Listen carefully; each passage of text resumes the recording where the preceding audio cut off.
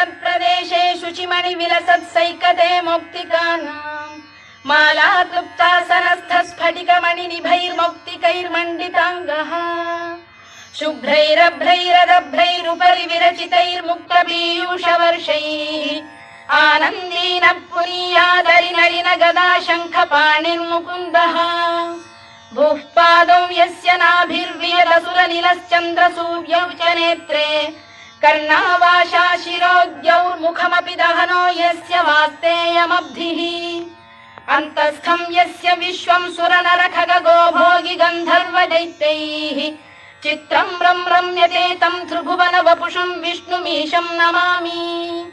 ॐ नमो भगवते वासुदेवाय।